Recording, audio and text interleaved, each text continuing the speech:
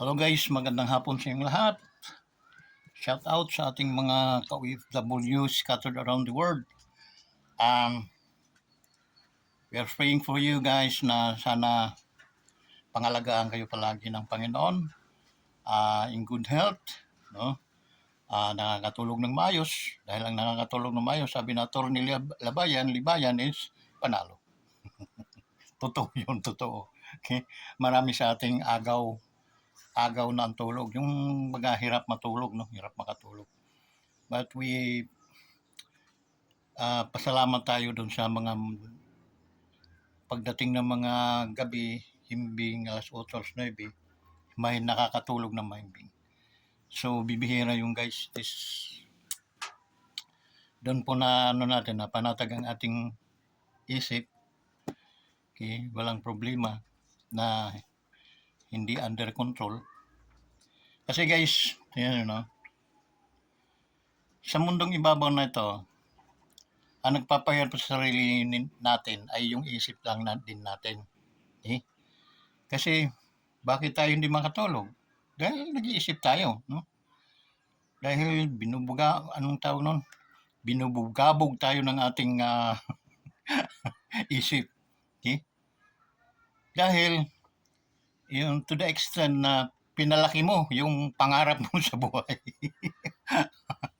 Na doon sa yung tawag no na doon sa linya, kumbaga lumihis ka doon sa linya na normal, okay? Pumunta sa kaisipan na beyond ng that's why pag hindi mo na-achieve yun, nagkakaroon ka ng bagabag na hindi ka nakakatulog. Ganun ang yung guys, no? Dahil ang nagsasuffer lang sa atin yung ating soul, yung ating mind, yun sila ang mga lumalaban, nagsisirculate, no, agawan ng millions of your cells up brain na doon, naglalaban-laban, struggling, positive, negative. Okay? Ganon yung guys, sa totoo lang, no? Maniwala kayo sa akin. Okay? Because in my experience, as up to date, experience ko yung guys. Okay? And then, hindi man ako naging jackpot na tao na yumaman, no? Pero in terms of knowledge, I have it. Okay? Kasi, lahat ng mga tinatrabahoan ko noon, hindi po ako na-feel, no? Hindi ako yung na-scratch o hindi ako tinatanggap. Tinatanggap po ako. Okay? Pumunta ako sa direct selling, tinanggap po ako. With daily, mayroon akong daily na sweldo, no?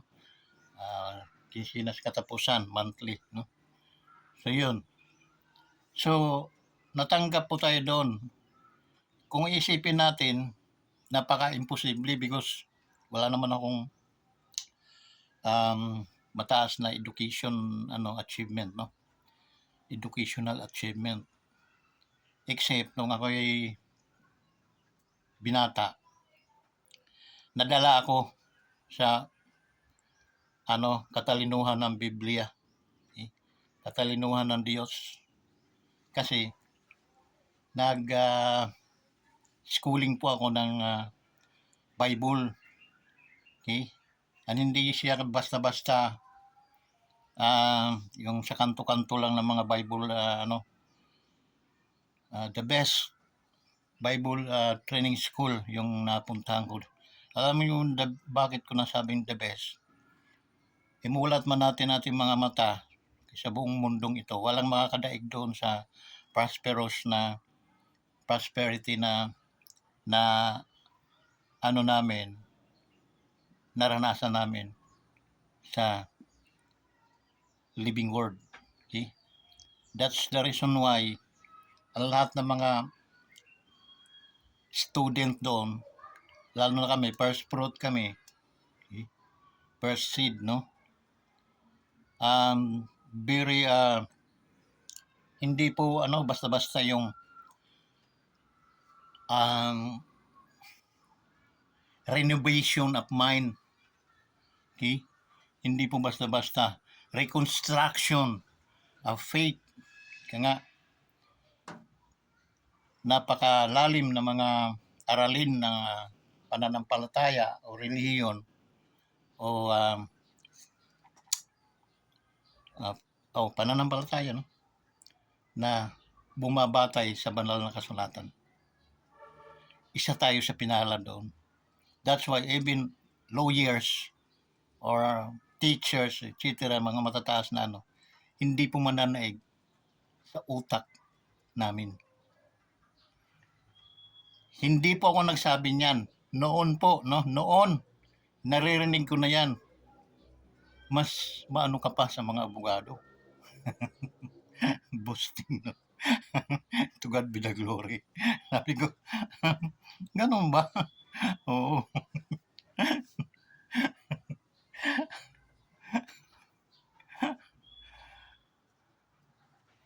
Unang salta ko dito sa Laguna, akala nila ang aking ama ay congressman, no? Senador. Yan ang pagkakala nila kasi nagwa-white ako ng pantalon noon. At the same time, ang mga polo ko noon, mga mamahalin talaga, no? Hindi yan basta-basta anak ng Diyos. I'm not boasting myself, no? Hindi ko inaano ang sarili ko. But how come na parang ini-scratch tayo nung mga na kasama natin, di not valued me even as their father or husband. Ika nga. So be it. One day at a time, I sleep and go back to the Lord. Okay? So if they not, kung hindi nila appreciated yung pagiging natin, no? So, they can find 1,000 of father. May mga good provider. Why not? Okay? May mga lovers. Why not? Okay? But, iba-iba po ang sistema ng father. Okay?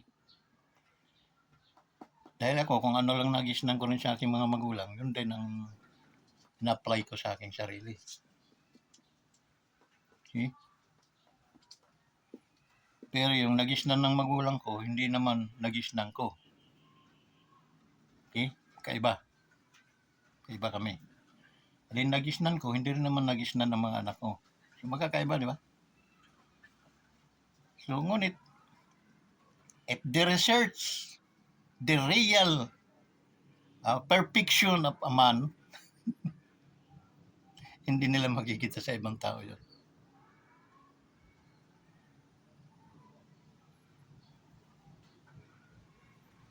There is someone or there is someone na mayroon mga ganon. Okay? So, yung guys, no? Wala nang hindi na tuloy tayo nakapag-intro, nadala na tayo ng ating emotion. Hindi, kasi supposed to be, yung tao habang nagkakaedad na dapat nagkakaroon ng yung nagiging tight na yung yung relation supposed to be. Because, blink an eye, maybe one of you ay mawawala na. So, di ba? So, dahil nga hindi tayo nag-i-enjoy sa ating mga kinalalagyan, hindi tayo kontento, ika nga. Naghahanap tayo ng ibang mga kaligayahan. Ang akala natin, masusumpungan natin sa mga taong mga hindi naman natin kaano-ano, mga taong suddenly na-meet natin, no? No, bigyan natin ng credit yung for a matter of 30 years na kayo ay magkasama, hirap man o ginhawa, walang bumibitaw. At pagdating ng 35 years, saka kayo nagkasawaan, di ba? Baliktad ang mundo. Tawa si paklundag pa si Diablo, no? In John chapter 13 verse 10, that says that the thief cometh not but for to steal, to kill, and to destroy. Okay? Instead na he gave ano, yung yung amoy, essence of ano, family love, no? Wala na pinalitan niya ng mabahong essence na para magmurahan yung magpapamilya. And that's the devil. Oh, attack every human. Hindi lang kay Juan, kay Pedro, karamihan guys, karamihan. Minsan, yung lalaki, aatikin ng pera para at least bumaho yung kanyang asawa sa kanya. Okay? Mga ganun. Kaya that's the reason why nagkasala si Iba. Minulat ang mata ni Iba na, oh hindi. Ipakain mo kay Adan yan dahil prutas yan na masarap. Eh ayaw kainin ni Adan, di pinakain niya sa ibang kay Diablo. Ayari siya.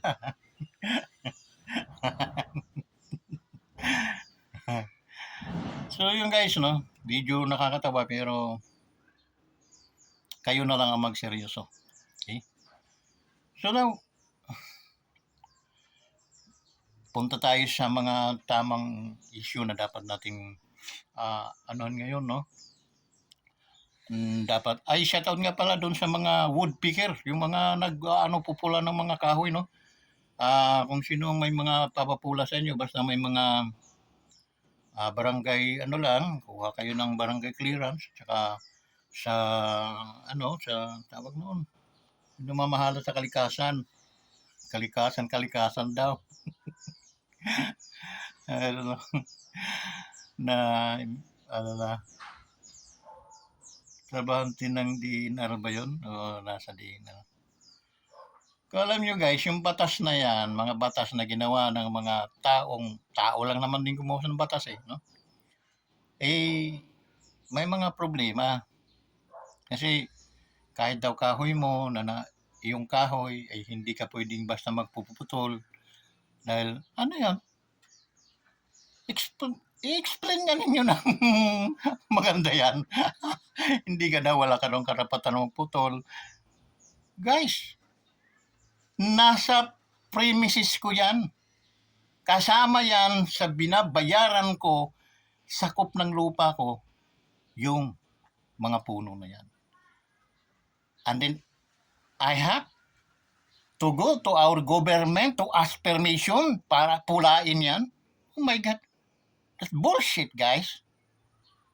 Yung kasi hindi inayos yung batas na yan. Maraming batas na kalukuhan talaga. Kalukuhan. Nakaharag na yung halimbawa, kahoy, troso, nakaharag na. Pupunta pa ako sa DNR para lumuhod at humingi ng bigyan niyo ako ng authorization na ipapaputol ko itong kahoy. Bullshit. Akin to nga tapos nakakapinsala. Hihingi pa ako sa inyo ng magmamakaawa pa ako sa inyo pag martilyong ko mga ulo nyo. Manang, pangatandaan mo, ang sumisildo sa inyo, gobyerno, taong bayan. Kumakain kayo sa buhis na nanggagaling sa taong bayan. At sabihin mo, oy, nagbubus din kami, kago. Nagbubuwis ka nga, pero para din naman sa inyo, napapakinabangan nyo. Tandaan mo yan. Kaya always, isipin mo, ay isa ito sa nagpapakain sa akin. Hala, sir, ma'am, go. Hindi yung obligahin mo kami sa batas na kalukuhang batas. Alam mo ba yung environmental okay? Meron kaming mga titulo na itong lupang ito ay amin. Pero, amin nga ito, pero nagbabayad kami ng buhis taon-taon sa gobyerno. Tingnan mong kalukuhan yan. Dapat dahil amin ito, ang gobyerno magbabayad sa amin ng tax. Dahil amin to eh. Nagka-proud ang gobyerno dahil dito sa lupa namin. Di ba baliktad? Kami nagbabayad sa gobyerno buwan, taon-taon. In fact, may hawak kaming kasulatan na amin ito. Sa anong paraan, nabili namin, etc. Mana, amin. Di kung anong mga puno nakatanim dyan, kami lang ang may karapatan mag-decide yan kung tutumbahin namin o hindi.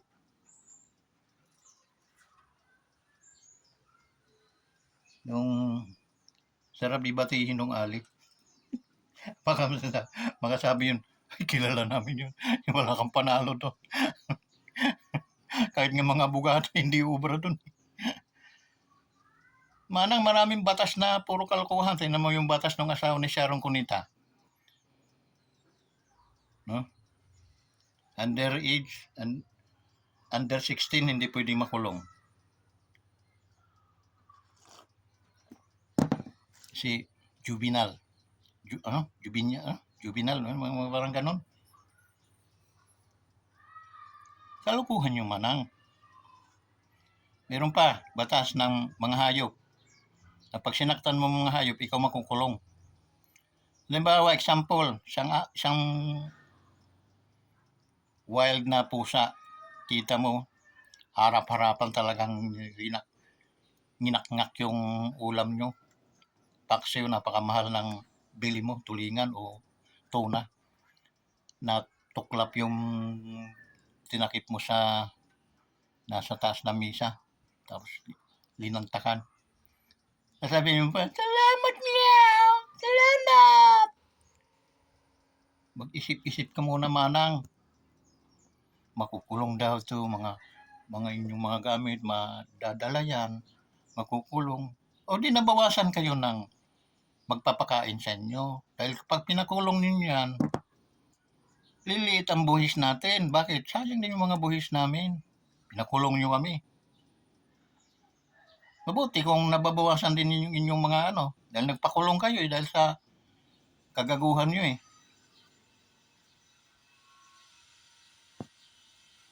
Huwag kami manang, sa totoo lang, no? Ang yayabang ninyong mga kayo. Nakikiramdam lang ako kasi hindi naman ako bastos na tao na dibatihin ko yun, no? Pero, sana siya nang kusang nahiya. Once na nasa gobyerno ka, huwag kang mag-isip na ikaw ay mga sa mga taong mahihirap dahil sila ang nagpapakain sa inyo. Tandaan mo yan, mabutod na yung tiyan mong yawa ka, ang nagpakain yan sa pamilya mo, nagpaaral, bumili shampoo, pambili ng mga kung ano-ano sa pamamahin nyo, buhis, galing sa buhis ng mamamayan. Dahil kayo ay nasa gobyerno, mayroong batas na katarantaduhan, ayun ang nangyari. Papakulong ninyo yung mga namutol ng mga santol, bangka, buang. Huwag kami. Sana mapakinggan mo itong ating vlog, no? Para at least matuto ka. Tuto kang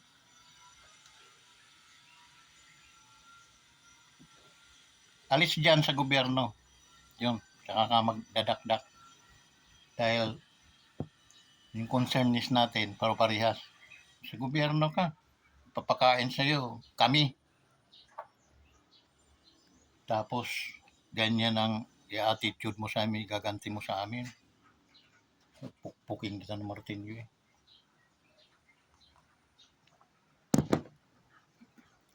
O, kanina, hinakot yung kahoy, madam. Araw. Sabi-sabi ko, dapat gabi. Kasi kahit pulis, hinuhuli yan. Araw. Kanina mga alas 9. Hinakot. Jeep lang kinargahan manang, hindi mga owner. Dahil manggala yung kahoy. Kaabala sa, sisira yung mga yero. Anong gagawin dyan?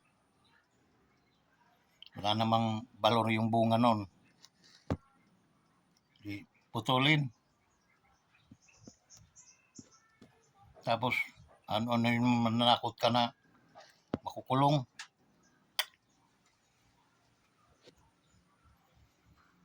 Tawanan ka lang.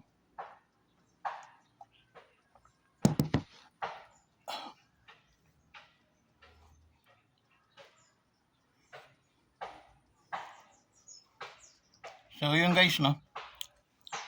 Tsaka, meron akong na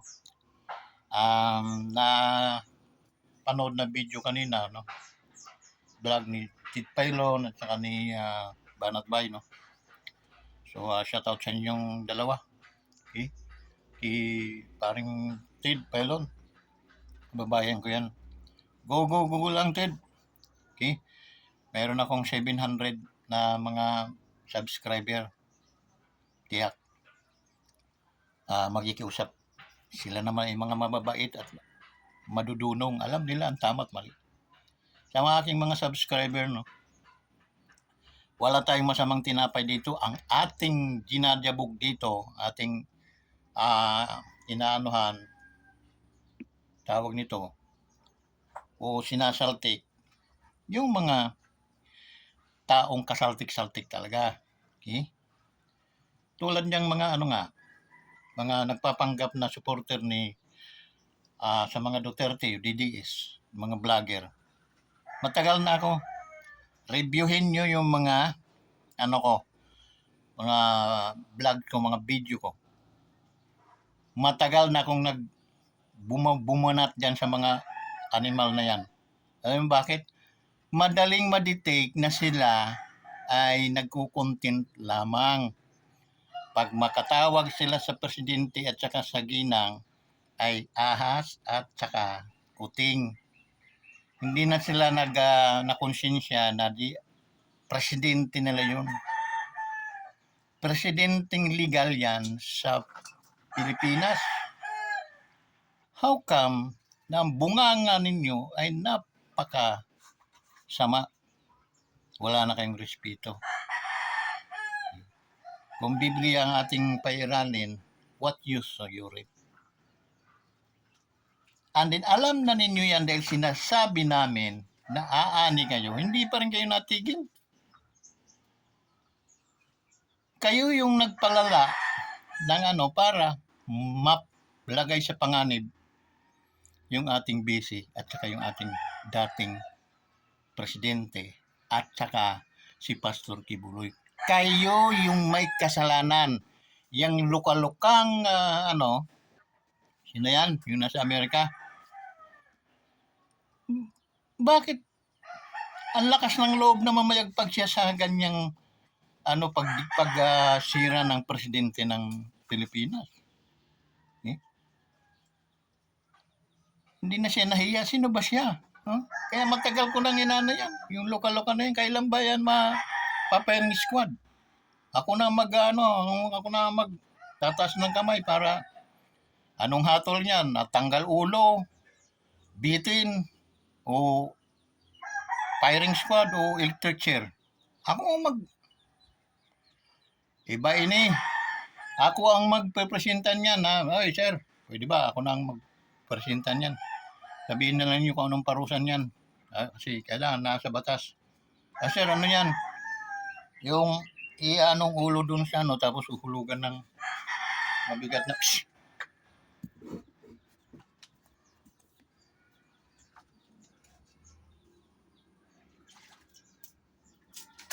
Malungkot din ah.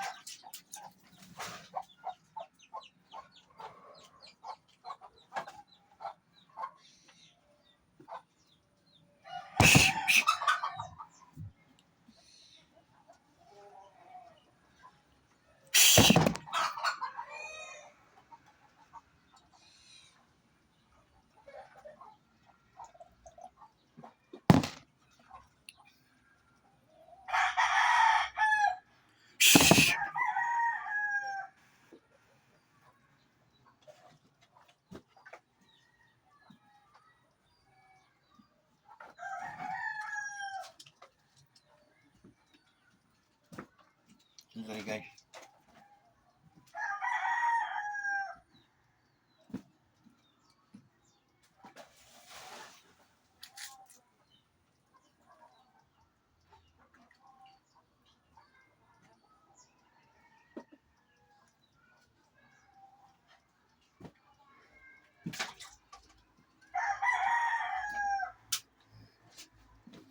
Manok, nangangakha.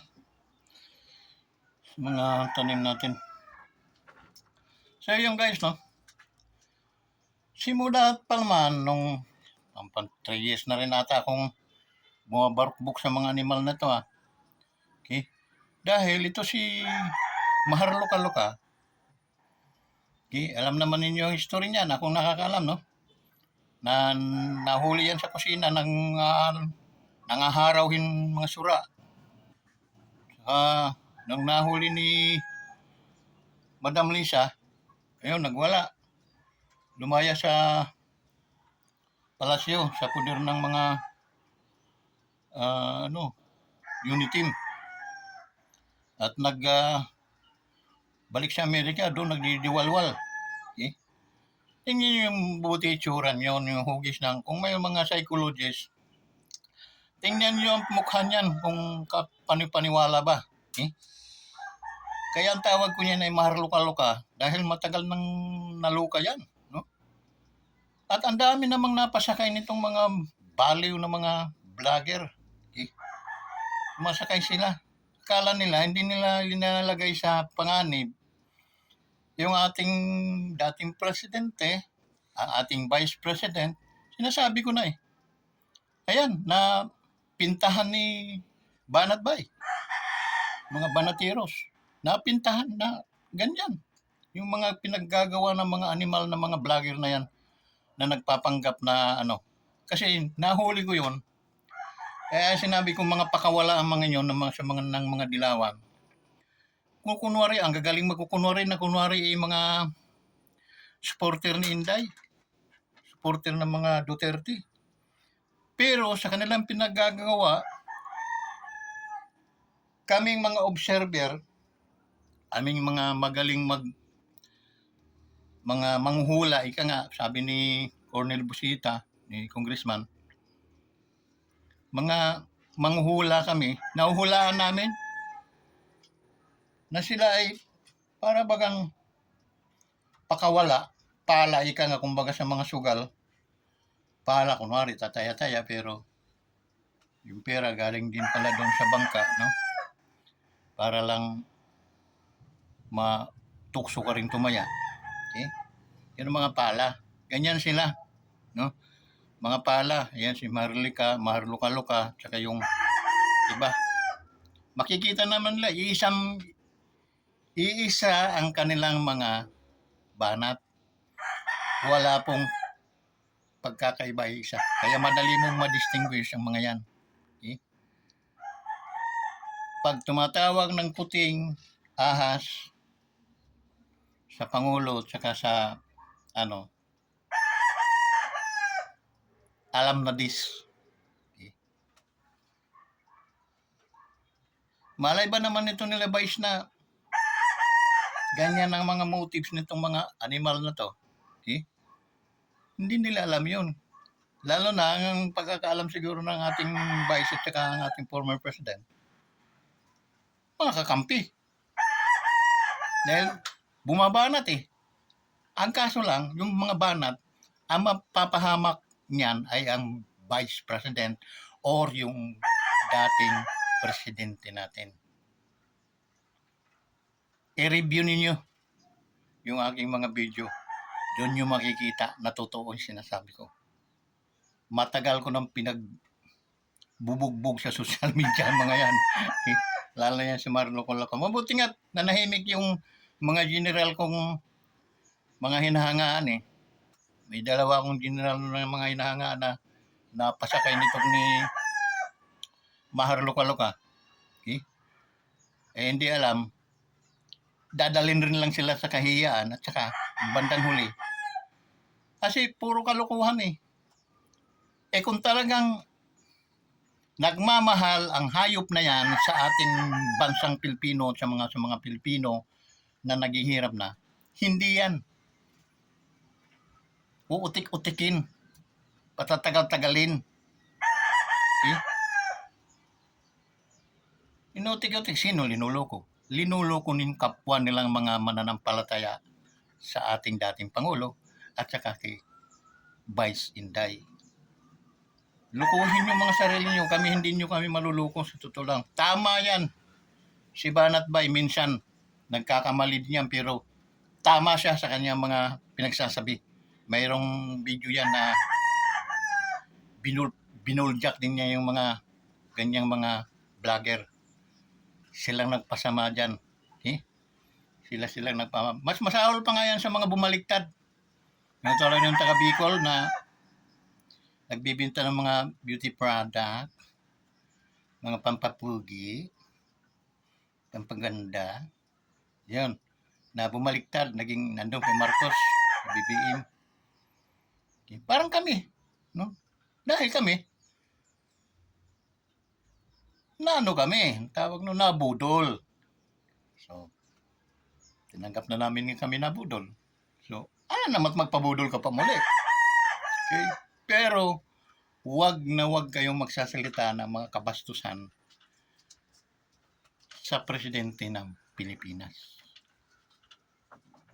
Kung hindi nyo kayang rumispeto, tumigil kayo. Okay? Kasi,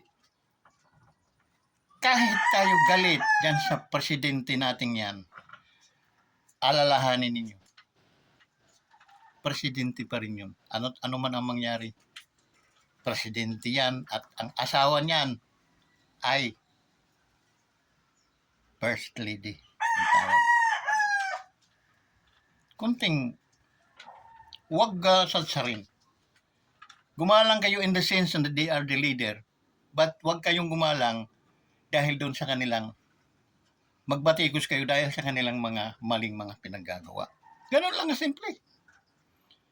Pero, ang maging balasubas kayo sa inyong mga bunganga, pagsisisihan din niyo yan. Okay? Pagsisisihan niyo. At saka nakakahiya kayo bilang isang mga Pilipino dahil hindi po yan ugali ng mga Pilipino. Ang Pilipino ay mapaggalang. Okay? Mataas ang percentage ng respeto ng mga Pilipino. Kayo mga vlogger na nagkukunwari, malapit na po kayo sa totoo lang. Ako ay humingi na sa inyo ng patawad no dahil sa sobrang pag-ano ko sa inyo. At hanggang ngayon talagang kinakarer pa rin ninyo yung inyong reyna ng kabuangan, yung si Mahar Luka-Luka. No? Ako'y naalibadbaran dyan nakikita ko sa sa mga vlog, sa mga social media. Naalibadbaran ako dyan. Kasi Diyos ko, hukayin niya rin yung pagkatao niyan sa ano ba yan? Sino ba yan? Yan ba yung naging sekretary ng kung ano-ano? Naging artista ba yung hayop na yon? Naging nagbigay ba yun ng magandang imahin sa ating bansa? Wala eh. Nagdugas lang yun ng mga pagkain sa kitchen kaya nang nahuli nga ni Madam. Ayun, pagalitan. Ayun, nagtampo. Kinalaban na agad si Marcos. Simula noon, hindi na talaga tinigilan si Marcos. Hindi niya alam ang kanyang pinapahamak ang dating presidente. At saka, si Vice Inday. Ulit manahimik ka na lang. And then, kung sino yung mayroong matigas na yung kaparapaniwala Yun ang backupan ninyo. Hindi yan.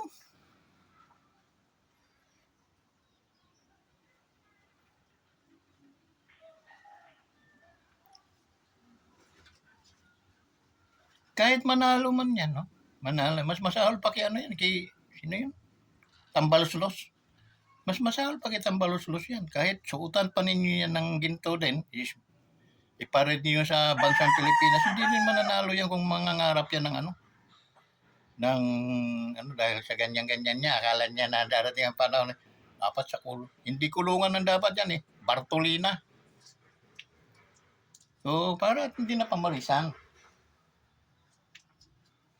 Sobrang pinagagawang kabalbalan yan dito sa bansang Pilipinas. Yan ang sumira sa reputasyon ng mga Pilipino. Yan, si Mahar Luka-Luka. Tandaan niyo mukha niyan. Okay? Yan ang sumira. And sumakay pa yung mga general natin. Kawawa yung civilian. Bakit?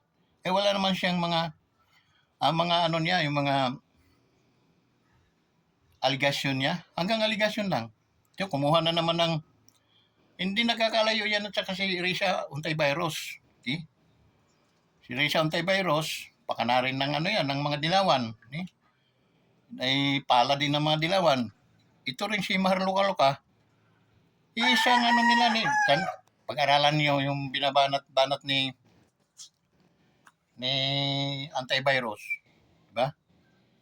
Lalo na pag may mga tungkol kay Pastor Kibuloy. Ito naman si Mahar Luka-Luka, pasalungat naman siya. Dito naman siya naninira kina Bong Marcos. Pinag-usapan na nila yan. Yak.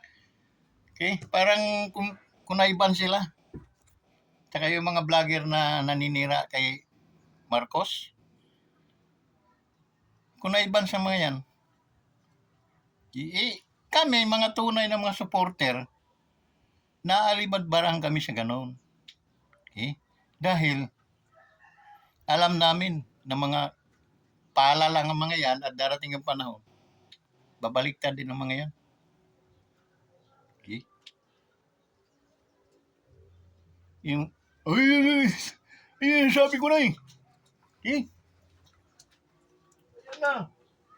Ayan na, maano na kayo. Okay? Hindi mo na, revalida mo na ninyo yung, ano na, yung kinuha na naman ni Mahar Luka-Lukang, testigos. Kanyang babae, nakita daw niya, inalok daw siya. Ganong kabubo yung musgado natin maniniwala. Ngunit, kung sinabi niya, kajaming ko pa yun, hanggang sa inuubo-ubo na masakit na mga ngala namin saka hinsingot. Ayun, kami po, ang magkajaming-jaming. Ayun, malakas yun na, Pero nakita, inalok siya. Kabubuhan. Kabubuhan yung guys. Picture na malay mo, inamoy-amoy lang ni dali ilusot niyan. Hindi ako abogado, pero sa totoo lang sabi ko naman sa inyo, kahit abogado, tatalunin ko ng joke lang. Magagalit si batas natin. Yung aking idol. Idol ko yun. Ayun, matalino talaga yun. Pero, kahit traffic toll po palagi ang kinakalampag. Okay?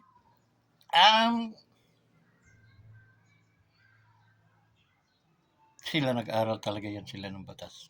Tayo, knowledge lang dahil sa napapakinggan natin. Knowledge lang dahil sa nababasa natin. Ganon.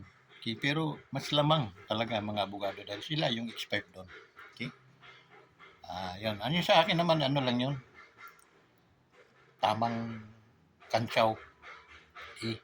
Kasi narinig ko kay Atty. Libayan yung ginagawa ni Mahar Luka-Luka. Nonsense po. Wala pong siyan sa batas sa husigado. Okay? So, hindi lang naman si Atty. Libayan na lang niyan. Kahit ako, yung po ang pananaw ko, hindi po ako abogado. Pero yung po ang pananaw ko. Okay? Napaka-tabang at hindi po essential na ano na testigos yun. Eh? Yung mga pinaglalabas ni Maharlika-Lukang mga ano, hindi po ano eh. Kasi sumisinghot. Maano eh, curiosity lang, no? No. Pero I'm not a user. Kung didiman nyo akong ano, magpa-drug test, ano kayo? Hello?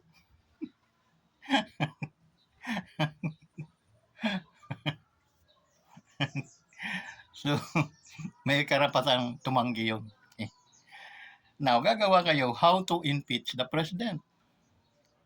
Ang mga kaso kailangan mga ano nyo ay malinaw. Ang yung mga ano, yung ginagawa ni Maharlika-Luka, panguntent lang yun. Wala po talagang katotohanan yung mga ginagawa niya. Puro kabubuhan lang. Okay? Mabuti yung aking mga idol na mga general. Umano, kumalma. Ang dali naman kasi i-realize. Saan kukuha ng tamang totoong mga ano yang Maharlika-Luka? Hindi naman yan mayaman sa Pilipinas, mayaman sa Amerika. Katulad yung supporter ni Lini Robredo na isa sa pinakamayaman sa Amerika yung napangasawa. Doon maniniwala ako, bakit? Maraming pera yon. Yan si Maharlika-Luka, wala namang kapera-pera yon. Saan kukuha ng pera yon? Unless merong mag-suporta, may nauto na nagsusuporta sa kanya. Pero sayang lang yung pera ninyong sinusuporta niyan dahil wala po talagang laman ng utak niyo ni Maharlika-Luka. Pangita, guys. Mabuti pa, suportahan na lang niyo itong ating YouTube channel, Wonders Motovlog TV. Pakinabangan pa kayo at pagpapalain pa kayo ng ating Diyos. Hanggang dito na lang. Maraming salamat sa inyong lahat. Bato-bato sa langit. Ang tamaan sana magalit.